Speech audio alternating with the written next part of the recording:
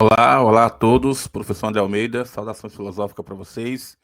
E hoje a gente está aqui na Escola de Filosofia e Pensamento Crítico. Nós vamos dar continuidade ao nosso curso Filosofando, Introdução à Filosofia, da Arruda e da Martins. Nós vamos fazer um recorte desse livro aqui e também vamos utilizar o livro da Marlene Chauí a nível de consulta.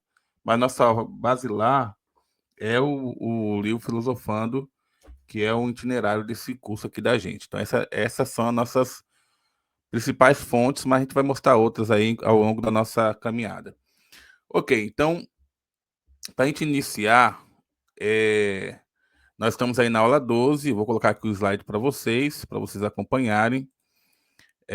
Nós vamos estudar aí linguagem e pensamento, e deixa eu ampliar aqui para vocês. Queria iniciar dando a sugestão de alguns filmes que vai trabalhar nessa linha do que a gente vai ver aqui hoje. A Guerra do Fogo é um filme maravilhoso para quem está assistindo essa aula. Também o filme New, que é esse aí que está aparecendo para vocês. Mas tem outras obras também. Tem O Milagre de Anne Sullivan, que é um filme lindo, maravilhoso aí para vocês assistirem. Vale a pena, emocionante, e um filme que baseado em fatos reais. Encontra no YouTube, caso vocês queiram assistir. E o Enigma de Caspar Hauser. Caspar Hauser, para quem não sabe, ele aparece do nada com o bilhete na mão e ele não usa a linguagem como nós utilizamos, não se sabe de onde ele veio, ele só aparece com o bilhete, entrega e ali começa esse enigma de Caspar Hauser. Enfim, então são filmes, são obras que vai ajudar você aí a entrar nesse processo que nós estamos estudando aqui. Mas também tem palestra. Eu queria dar como sugestão para vocês essa palestra aqui do Café Filosófico, Presente do Futuro, para vocês assistirem, vale a pena, muito boa. E também essa aqui, da mesma autora, que é O Crescimento Ensomático da Inteligência Humana. Ela publicou vários livros, inúmeros artigos, organizou vários livros, ganhadora do Prêmio Jabuti inúmeras vezes. Então, assim, é uma autora que merece ser lida. É como eu sempre digo, não interessa se você concorda ou não com o autor, você precisa ler aqueles que são clássicos na sua área, e também a filosofia, como ela se preocupa onde o problema está, e ela não tem um objeto de estudo específico, não é ciência, eu já expliquei isso para vocês em outras aulas. Vale a pena você acompanhar o que está sendo produzido no campo da filosofia e os problemas que estão sendo tratados. Então, assim, ela vai pensar aí a questão da inteligência artificial, que também não deixa de ser uma questão dessa nova linguagem que está aparecendo para a gente. Beleza, então, vamos lá. Para quem achar interessante e puder contribuir, por favor, se inscreva no nosso canal, ative o sininho para receber novas aulas e curta esse vídeo para que possa chegar a mais pessoas. O último vídeo que nós fizemos, algumas pessoas entraram em contato e elogiaram. Quero agradecer a vocês que assistiram a aula, que foi sobre behaviorismo. A gente foi explicando ali essa questão pelo campo filosófico. Beleza, então, se você puder contribuir com a gente, por favor, se inscreva, ative o sininho e curta nossos vídeos. Certo, então, vamos lá. Nós temos também o grupo de WhatsApp. Se você quiser fortalecer nossa comunidade e fazer com que esse canal continue existindo, falar, não, eu quero que esse canal continue existindo, eu quero contribuir, as contribuições, por enquanto, são essas aí, é fazer com que o canal possa existir justamente estando vivo para outras pessoas. E para você também assistir esse e outros vídeos que estão aí na playlist. Certo? Então, qual é o nosso sumário? Nosso sumário é falar sobre... só voltar aqui. Nosso sumário é falar sobre linguagem e pensamento. Então, nós vamos definir, com base em Aranha e Martins, o que é uma linguagem. Vamos falar um pouco sobre a linguagem verbal. as funções da linguagem, pensamento e cultura. Só que eu não vou ser muito, não ser muito separar muito as coisas, não. Por exemplo, a cultura eu vou falando ao longo da nossa aula. Não vou, em alguns momentos, vocês vão ver que eu vou colocar essas questões ao longo da aula, e não num momento assim estanque, único, ok? Certo, então, voltando aqui para a gente poder acompanhar, eu queria dar como sugestão, desculpa, eu queria dar como sugestão alguns livros do Banho, porque o Banho, Marcos Banho, ele é um linguista, e eu diria que a grande virada que o Banho dá não é nem tanto descobrir algo novo dentro da linguística, mas é fazer com que aquilo que já existia passe a ter uma linguagem acessível aos pesquisadores, ou pelo menos mais acessível aos pesquisadores. Então, esses dois livros dele, Preconceito Linguístico, é um livro que vale a pena ler, solicito que vocês façam a leitura, e A Língua de Eulália também ele é bem assim, vou usar um termo aqui, didático, no sentido de que a linguagem é muito próxima daquilo que a gente está querendo da realidade. Então, a gente consegue assimilar os livros dele muito bem. Então, assim, esse preconceito linguístico que é e como se faz, para você ter ideia, está na 10ª edição. Essa língua de Eulália, acredito que já esteja também por aí também. Certo. E esses dois livros aqui, o que é semiótica e semiótica aplicada, da Lúcia Santaella, e ela é a mesma que vocês vão encontrar aqui, ó. Ela está nessas duas palestras que vocês aqui é ela que vai você encontra muita coisa dela na internet. Ela é uma renomada, como eu falei anteriormente, ganhadora de vários prêmios, enfim, e também aqui Presente do Futuro. Mas você pode assistir outras, tem outras lá tão boas quanto essa, que vale a pena você assistir e aumentar seu repertório aí. Mas tem essas duas obras que também eu indico, o que é semiótica e semiótica aplicada, da Lúcia. Beleza, então voltando aqui na nossa aula, nós vamos começar explicando aqui a definição que a, a Aranha e a Martins trazem, definindo aí para a gente o que é a linguagem. Então elas definem assim, ó. A linguagem é um instrumento fundamental que nos permite pensar, comunicar, nesse caso, comunicar o pensamento, estabelecer diálogos com nossos semelhantes e atribuir sentido à realidade que nos cerca. Então, veja, há vários elementos aqui, vamos chamar assim, há várias camadas, né? Então, ela fala, a linguagem é um instrumento. Então, um instrumento quer dizer algo que você usa para te ajudar. Fundamental. Fundamental quer dizer aquilo que dá fundamento, né? Que sustenta sobre. Então, é base. Então, a linguagem é algo que é base, que nos permite pensar. Nesse caso, para a gente pensar, a gente precisa de linguagem. E comunicar. A comunicação se dá com o outro, geralmente para o outro. Podemos também nos comunicar com nós mesmos. A própria linguagem do teatro é uma comunicação, e essa comunicação pode se dar em forma de monólogo. Enfim, então, você, por meio da linguagem, você pode estabelecer diálogo. Diálogo quer dizer dia, dois, diálogo com o outro, com seus semelhantes, e atribuir sentido à realidade que nos cerca. Então, por meio da linguagem, essa é a definição de linguagem da Martins e da Aranha. Certo? E aqui eu trouxe para vocês a obra de René Magritte. Quando ele coloca esse cachimbo, ele diz assim, ó, isso não é um cachimbo. Isso não é um cachimbo. E a gente vai começar, já estamos entrando aqui no nosso conteúdo, por quê? Deixa eu explicar para vocês o seguinte. O que eu estou fazendo aqui é realidade. O que vocês vão ver depois é uma representação dessa realidade. O que eu estou pegando aqui é o livro. O que vocês vão ver aí, o livro, não é a realidade. A realidade é aquilo que está acontecendo agora, mas o que vai apresentar para vocês é uma representação do livro. A mesma coisa é você pintar. Ele pintou aí um cachimbo e falou: isto não é um cachimbo. Isto não é um cachimbo porque existe o cachimbo real e aquilo ali só é uma pintura de um cachimbo.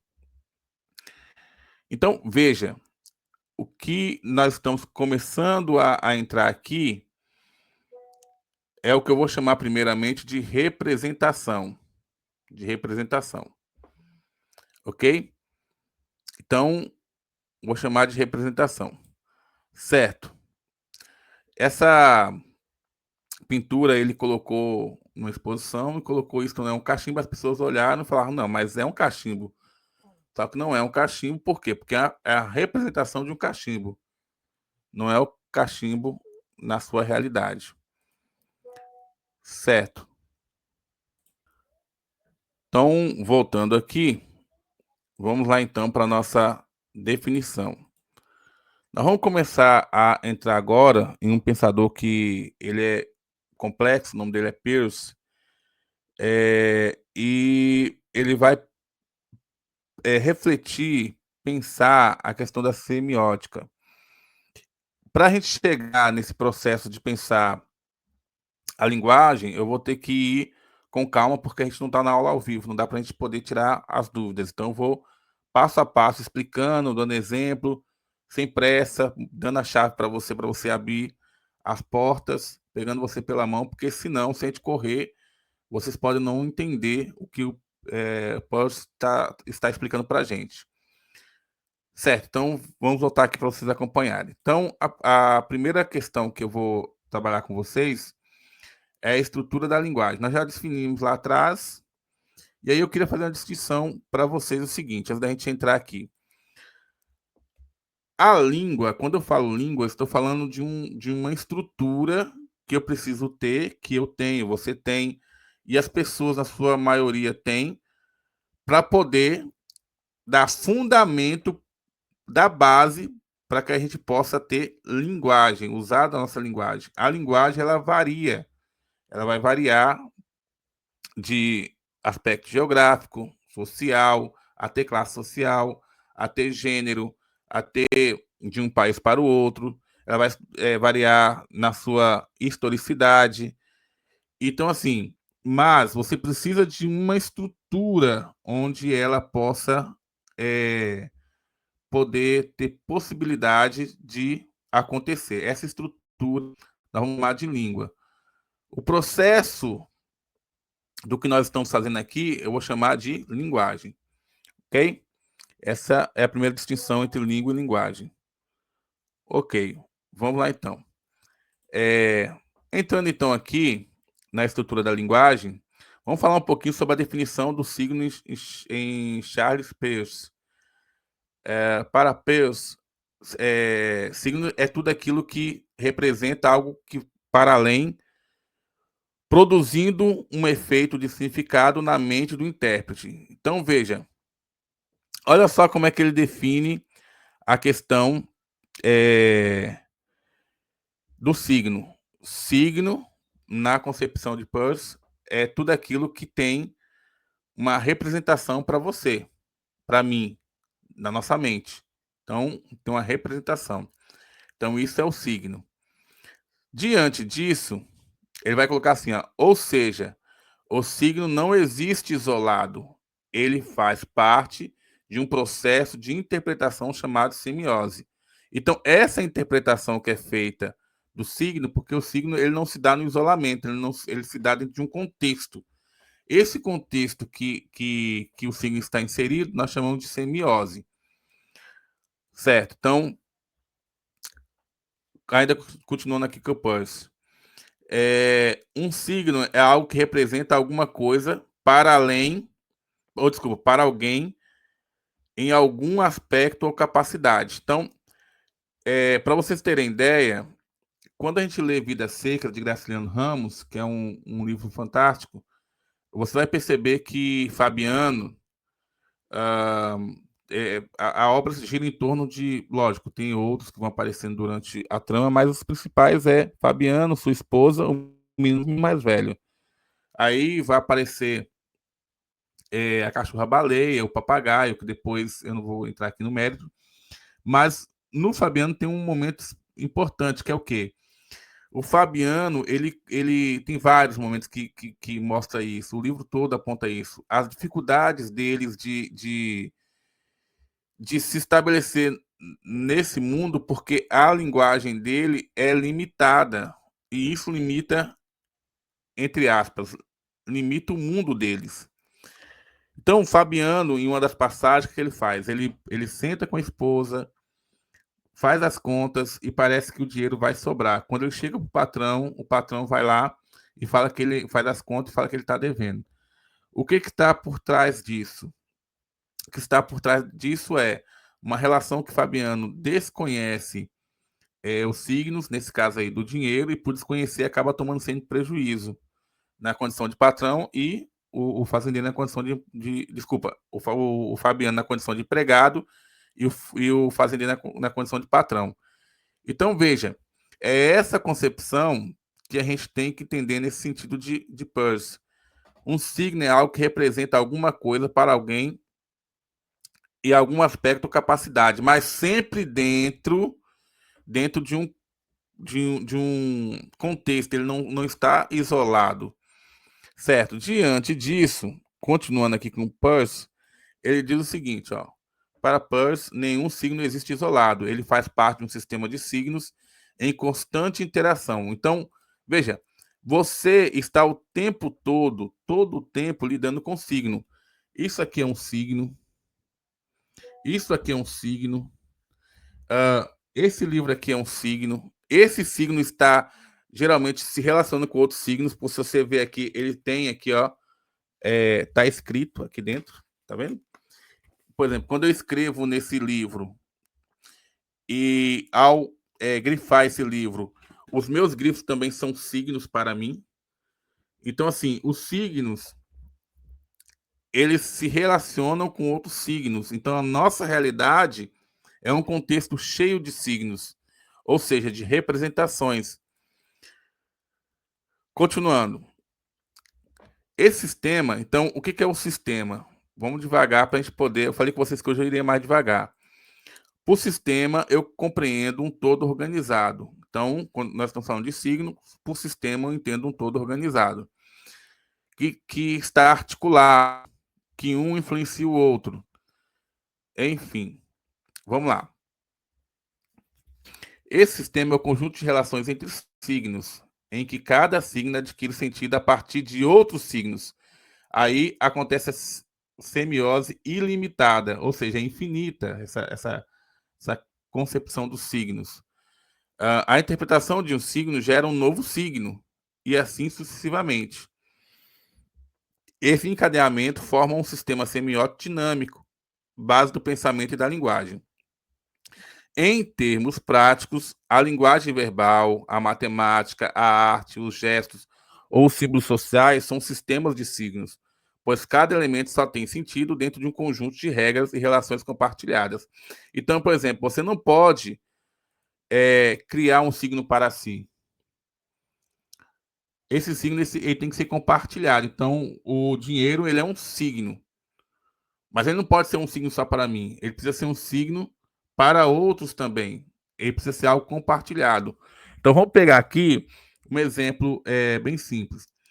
Quando nós falamos de subjetividade, eu estou falando de algo para mim. Então, por exemplo, se eu pegar uma laranja e fazer um suco e falar, esse suco não está doce, ele está amargo. Aí é a subjetividade, ele está para mim. Outra pessoa que tomar o suco falar, não, está muito doce. Essa subjetividade não é o aspecto que nós estamos tratando por enquanto do signo. Por quê? Também não é, quando nós estamos tratando do signo aqui, tratar da objetividade. Porque a objetividade, ela se impõe a mim independente do que eu pense dela. Quando nós estamos tratando do signo, nós estamos tratando da intersubjetividade. É o que vale para as representações que vale para aquela comunidade, aquele grupo, enfim. Então a intersubjetividade ela não vale só para mim. E mesmo se eu morrer, ela ainda independe de mim. Estou falando aqui da questão da linguagem. Nosso objeto de estudo, eu sei que o Peirce é um autor que não é fácil. E lembrando que nós estamos aqui na introdução. Na introdução. Isso aqui é o iceberg, é a ponta da ponta lá do iceberg de Peirce. Então, o que acontece? Então, quando nós estamos falando de semiótica, nós estamos falando de algo que não é, ou desculpa, que é intersubjetivo. E por ser intersubjetivo, quando eu venho ao mundo já existe, e quando eu saio dele, ele vai continuar existindo. Por quê? Porque é uma representação que vale para outras pessoas também. Não vale a pena de forma subjetiva apenas para mim, ou se impõe para mim, independente daquilo que eu penso sobre. É um conjunto de representações, é um sistema de representações intersubjetivas. Beleza? Certo. Então, nesse sentido, vamos lá. Opa. Deixa eu só voltar aqui. Então, nesse sentido, olha só, dar um exemplo bem simples. Esses ícones que a gente manda em termos de usar em celular e etc, nas redes sociais. Ora, se você manda esse ícone desse que está chorando, a pessoa pode não entender. Por quê? Porque não é só o que esse ícone representa para mim. Para que ele faça sentido, é preciso que essa pessoa ela também faça parte do contexto e seja no contexto ao qual eu estou inserido. E aí sim, quando eu mandar esses ícones que são representação, o ícone sempre substitui alguma coisa. Então, quando eu mando esse ícone para essa pessoa, vamos supor, no tempo de pandemia, se eu mandar um com máscara, e falar, a gente precisa ir a um local, e eu mandar com máscara, ele vai entender o quê? Ó, no contexto da. Olha o contexto entrando aqui. No contexto em que a linguagem ela ocorre, dá a entender o seguinte: só vou se a gente estiver utilizando máscara. Então, o signo não é algo intersubjetivo na concepção de Charles Peirce. Certo. Ainda avançando aqui, a mesma coisa ocorre com placas de trânsito. As placas de trânsito, ela não pode valer apenas para mim. É interessante que quando eu comecei, que eu era criança, estava aprendendo a ler e escrever ainda. Não, eu era ágrafo, nem sabia ler e escrever. Uma coisa que eu ficava admirado, porque eu ainda não sabia, era criança, era que os carros, quando ficava no vermelho, eles paravam.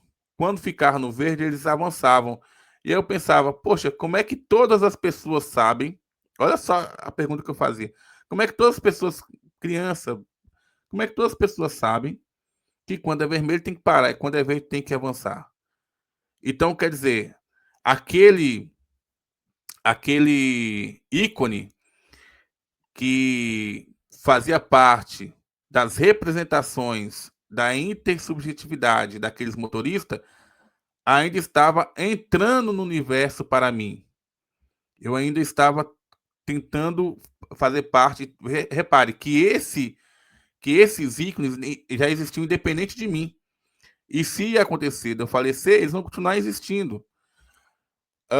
A mesma coisa ocorre quando eu estava com minha filha, bem pequena, ela não sabia ainda ler, mas ela apontou para um cartaz que tinha um produto e ela reconheceu o produto, por quê? Porque mesmo não sabendo ler, o ícone que estava ali, ela reconheceu.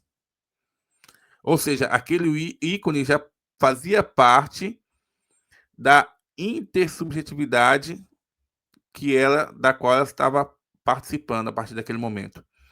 Então, veja como é que a linguagem é algo extremamente importante para nós. Então, a mesma coisa ocorre com as placas de trânsito. As placas de trânsito, elas têm que ser intersubjetivas, ou seja, elas precisam ser apresentadas ou se apresentar, porque o que que é um ícone? É algo que substitui alguma coisa. Por exemplo, quando a gente vê aí essa placa amarela toda torta, quer dizer, ali tem curva. Quando você vê essa questão de 80, quer dizer 80 quilômetros.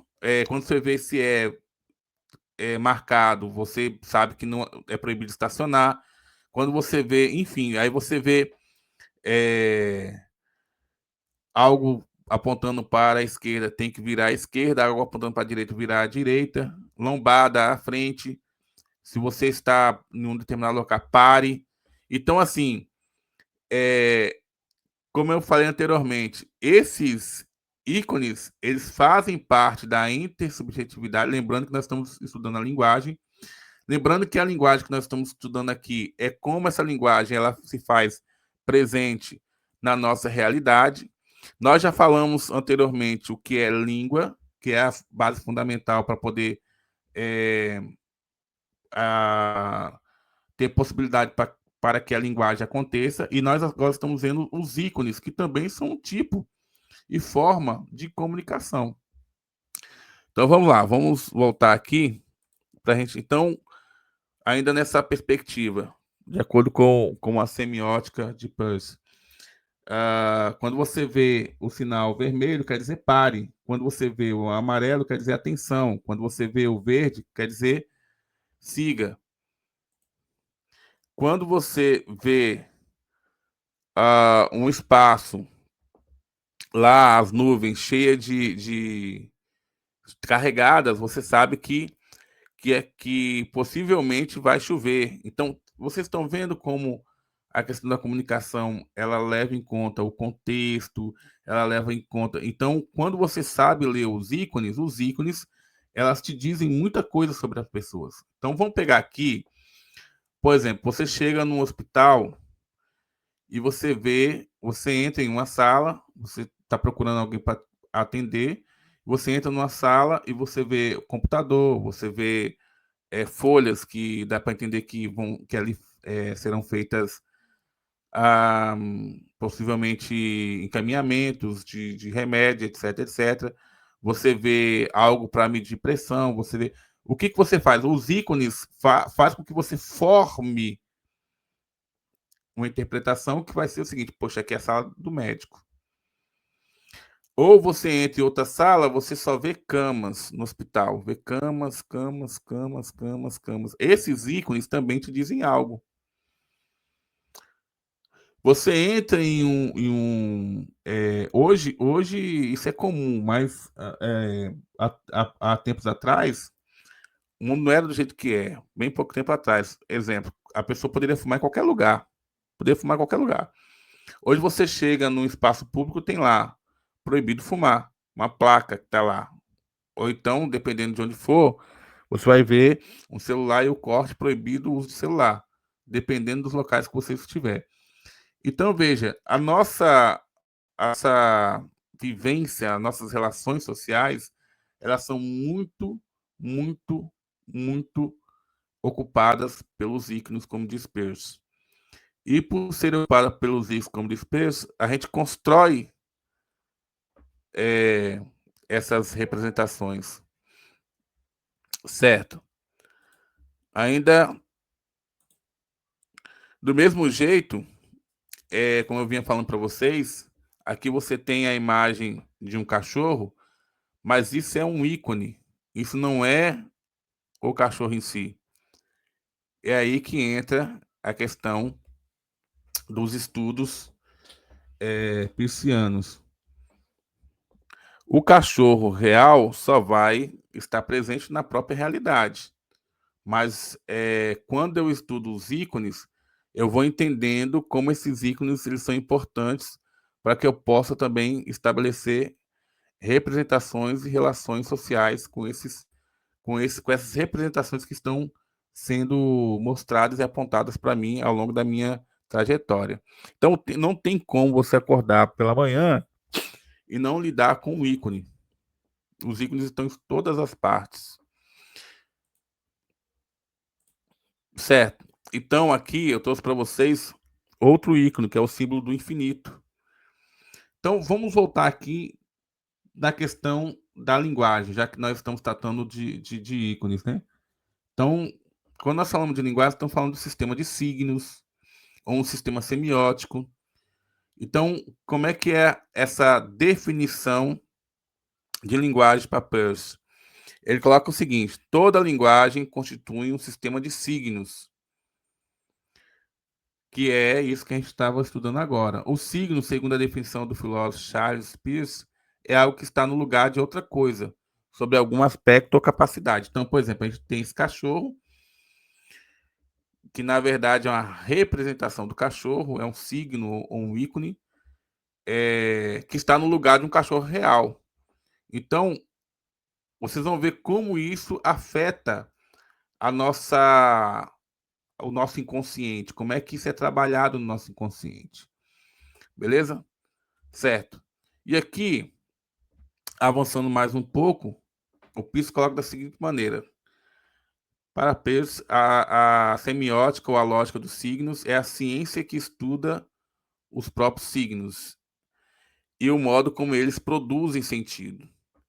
Ele a define como a disciplina que investiga a natureza essencial e as variedades fundamentais de todos os tipos possíveis de semiose, ou seja, de todos os processos de significação e interpretação.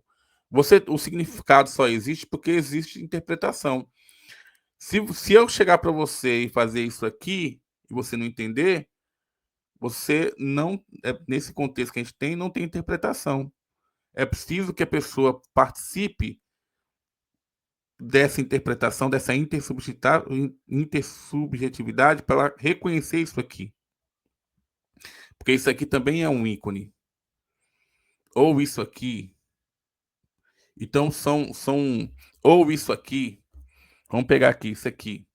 Isso aqui é um Don Quixote. Isso é um ícone que faz referência a outro ícone. E é importante por quê? Porque quanto mais você tem possibilidade, capacidade de ter essas interpretações, quanto mais rica for a possibilidade, maior e melhor a sua relação intersubjetiva com o mundo. Eu só não entendi. Eu vou usar a linguagem do senso comum. Eu não estou falando de dinheiro, mas estou dizendo o seguinte: quanto melhor e maior for sua capacidade de se expressar em termos de linguagem, em termos da intersubjetividade, ou seja, na relação com os ícones que estão à sua volta e com os outros, maior vai ser a sua possibilidade de se relacionar. Então, vamos pensar da seguinte maneira: a pessoa gosta de música em língua inglesa. Se ela sabe língua inglesa, ela vai ter uma possibilidade maior de não só ouvir música, mas também de procurar artigos em língua inglesa, científicos, dissertações, tese, por aí vai.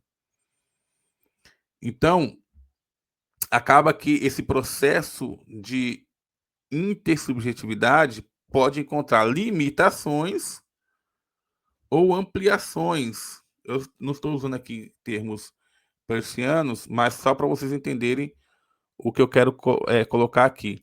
Então, uma pessoa que consegue tocar piano, uma pessoa que consegue, e aí pode ser outra pessoa que consegue, vamos supor que a pessoa ela pesca, vamos supor que a pessoa sabe nadar, vamos supor que a pessoa sabe fazer a sua própria alimentação, vamos supor que a pessoa reconhece todos os tipos de ícones que aparecem no seu contexto, nas suas relações que ele estabelece, ou se a gente preferir, nas suas intersubjetividades, ou seja, na sua relação com os outros, né, com signos, enfim, essa pessoa ela vai ter uma possibilidade maior de até de se conhecer, para você ter ideia. Porque os ícones também fala da dimensão que nós conseguimos ou não se expressar e interpretar. Beleza? Então, um aluno que estou pegando o contexto aqui, porque o Percy ele é muito difícil. Então, eu estou pegando, como o nosso público é mais amplo, então eu estou pegando exemplos aqui para você entender. Mas se eu vou pegar só exemplos do Percy, vai ficar um pouco assim difícil da compreensão. Mas um aluno que, lembrando que um aluno que vai fazer o vestibular, vamos pegar aqui, e o aluno ele tem o conhecimento de língua espanhola, língua inglesa, questão de domina bem a redação, a literatura, por aí vai. É essa relação que ele tem com o ícone, essa intersubjetividade, cria possibilidades de expressão e por aí vai. Ou se você preferir, vou colocar o seguinte: geralmente esse mesmo aluno ele vai estudar a língua inglesa porque ele quer muitas vezes estabelecer vínculo com outros signos que estão nos Estados Unidos, que pode ser encontrado no continente europeu. Se ele sabe espanhol, ele quer se relacionar com signos que estão na América Latina, nos países que falam língua espanhola, e por aí vai. Ou seja, essa relação com os ícones pode ampliar o repertório no sentido dessas intersubjetividades. Beleza? Tranquilo? Certo. Então,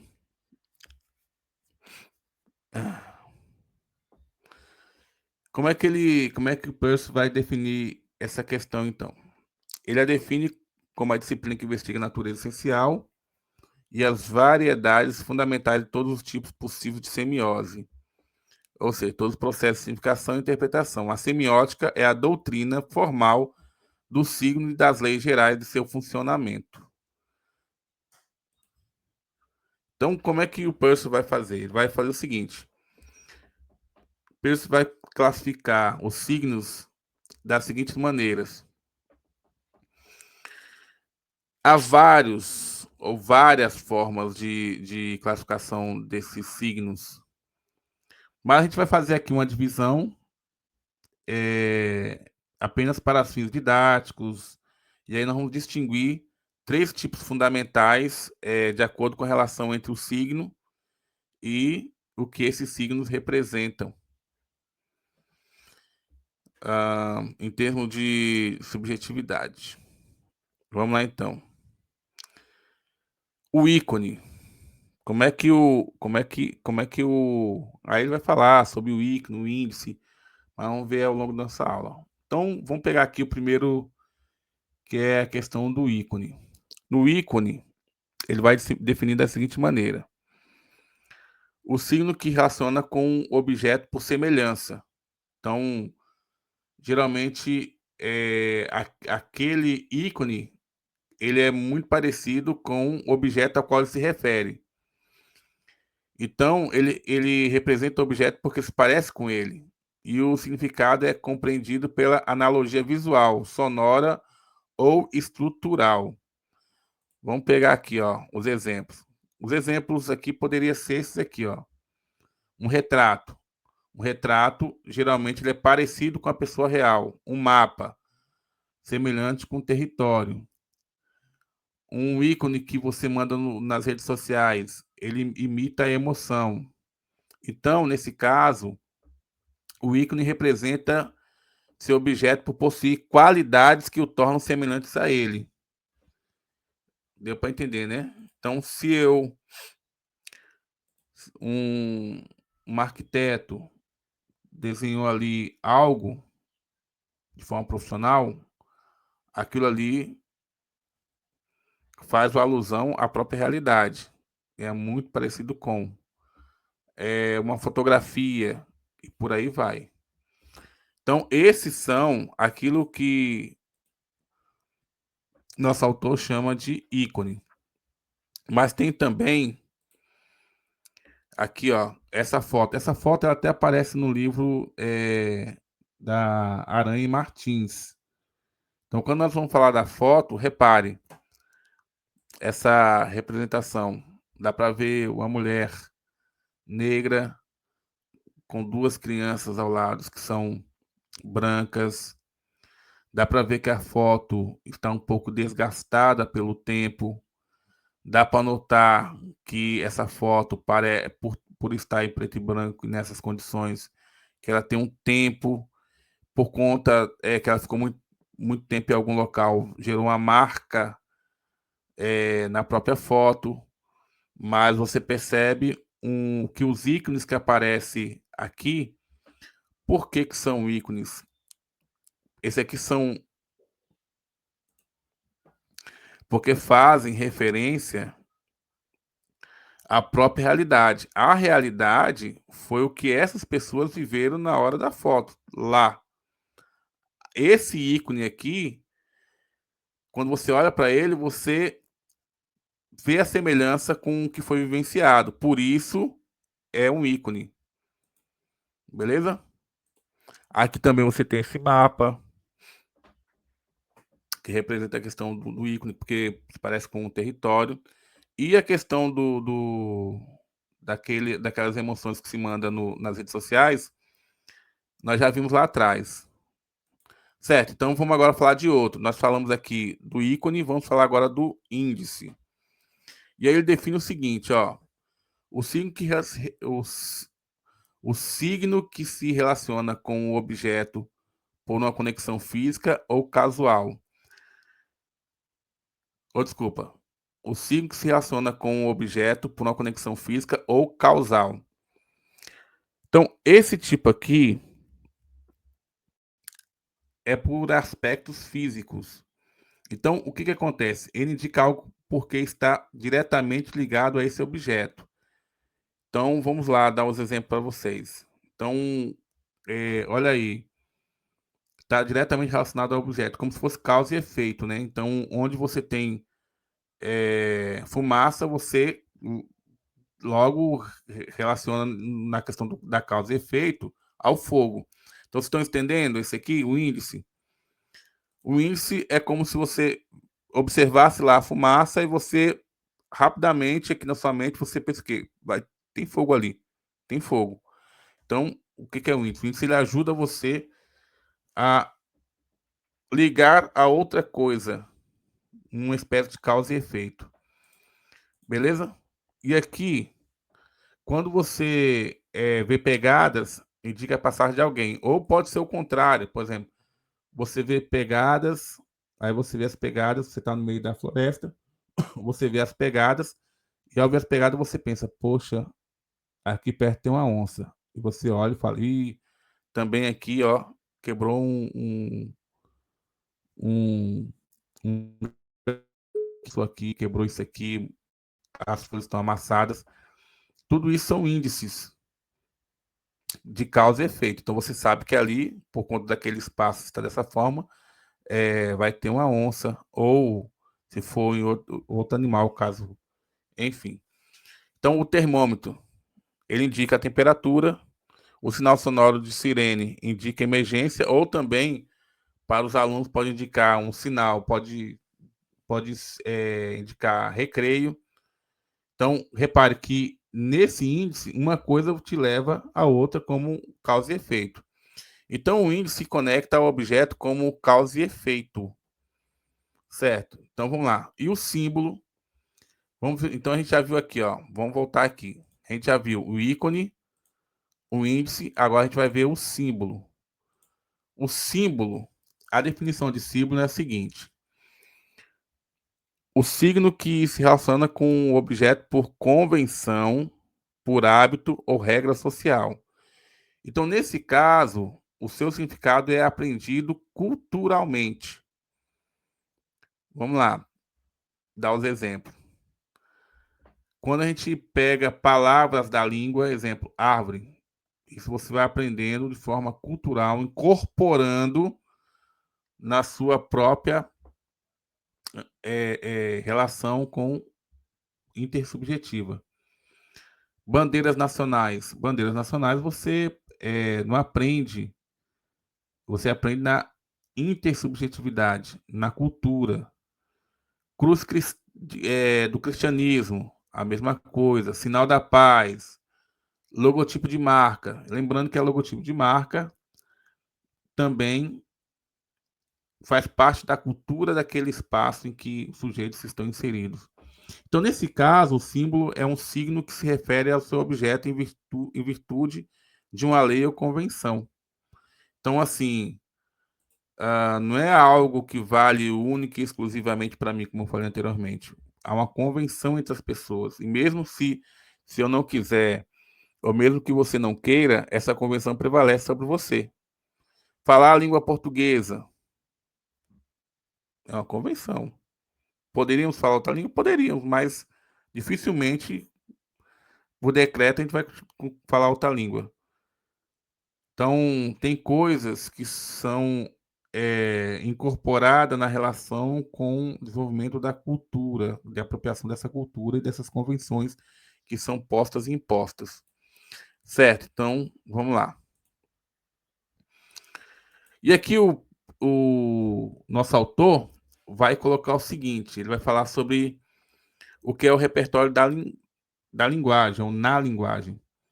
Então, o repertório na linguagem é o conjunto de signos, palavras, expressões, símbolos, referências culturais e experiências que uma pessoa ou grupo possui e utiliza para produzir e compreender mensagens.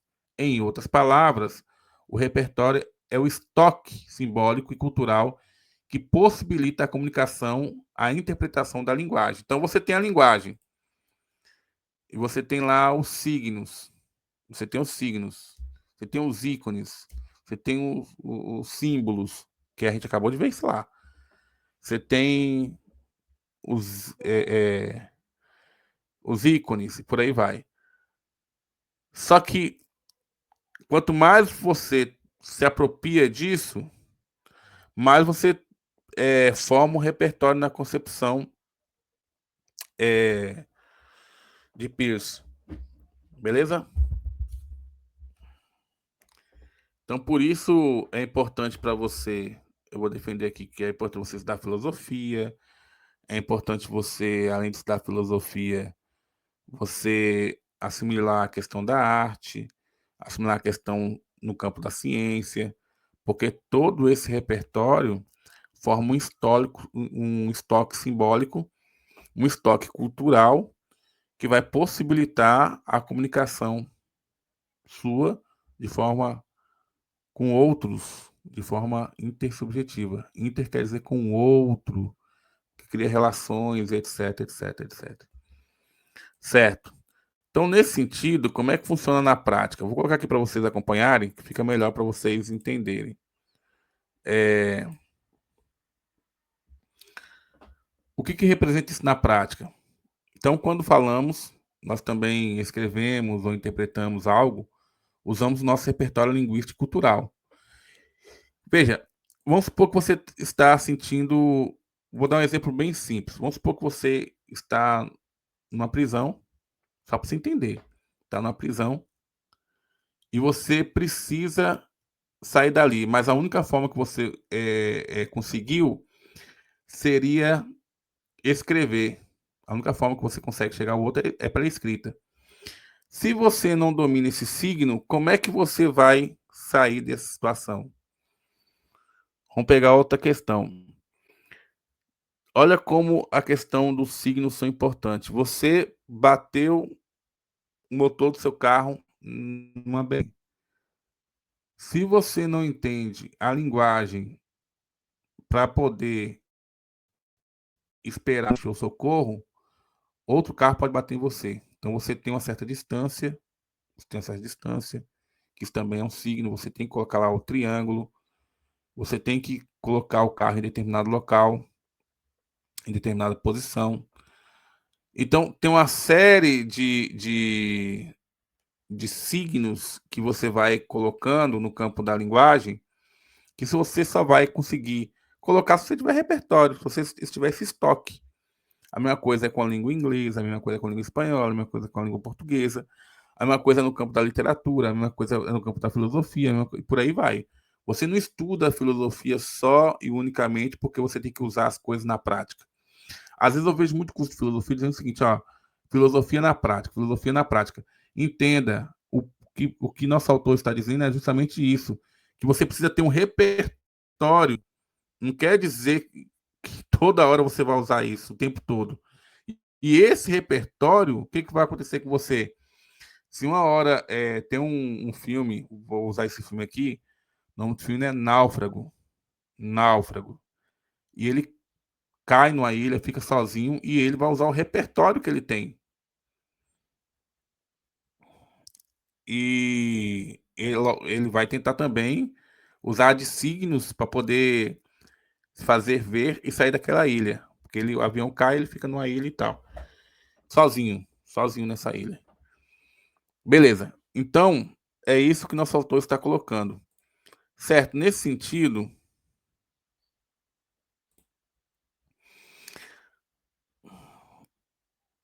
aqui nós temos os, vamos chamar assim, de tipos de repertório, ou tipologias de repertório. Então, a gente tem um repertório linguístico, que é o vocabulário, expressões, regras gramaticais e modo de fala. Mesmo se você não tiver noção, olha só como é que é interessante. O repertório linguístico, mesmo que você não tenha noção do que é sujeito, do que é predicado, do que é advérbio nominal, advérbio adverbial e por aí vai, mesmo que você não tiver essas noções, você tem o seu repertório faz com que você utilize da linguagem de forma que você consiga participar da intersubjetividade, ou seja, das relações de signos que estão postas, mesmo que você não tenha muito repertório. Vou dar um exemplo, você consegue, caso você compreenda minimamente os signos, pegar um ônibus, tirar um dinheiro da conta, mandar um Pix, através do seu repertório linguístico, que é muito importante para você se relacionar com nesse mundo de signos. Cada vez mais esses signos são postos para a gente. Por exemplo, isso aqui é um signo. Aqui um signo. Isso aqui é a Mafalda. Ou uma representação. Vou usar melhor. Isso aqui é um signo. Beleza. Estão vendo aí como é que a linguagem ela se dá em várias tipologias? Então vamos voltar lá para a gente poder caminhar. Então, ainda falando aqui, tem um repertório cultural. O repertório cultural é o conhecimento que você tem, as crenças, os valores, os hábitos, as referências simbólicas de uma comunidade. E o repertório semiótico, conjunto de signos e códigos que permitem conhecer e atribuir sentido a diferentes linguagens, linguagens visuais, verbais, sonoras, etc.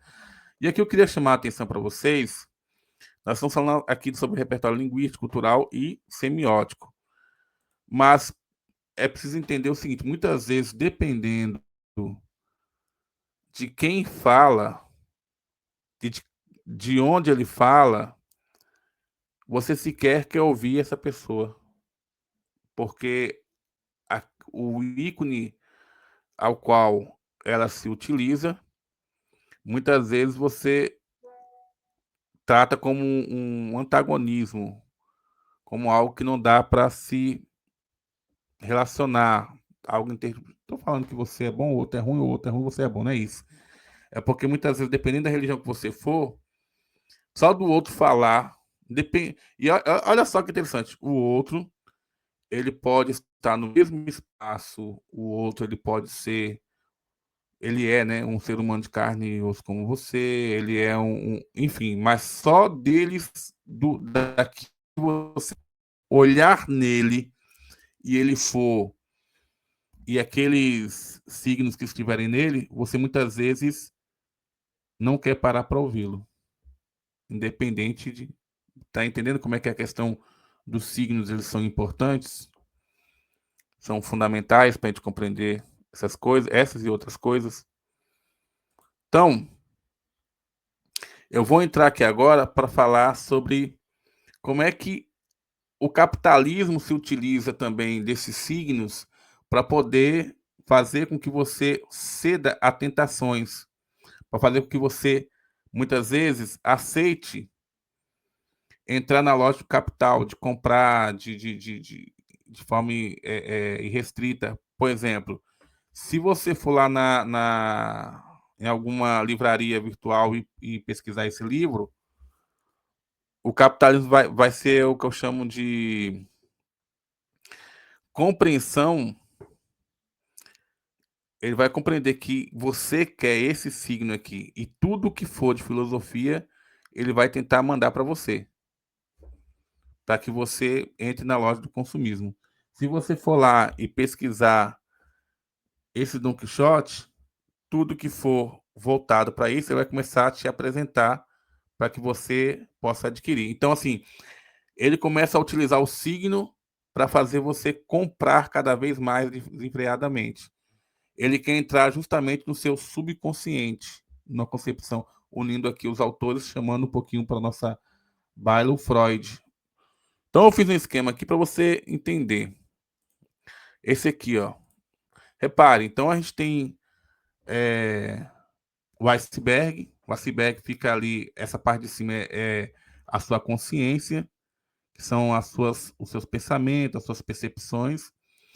E embaixo você tem ali o superego,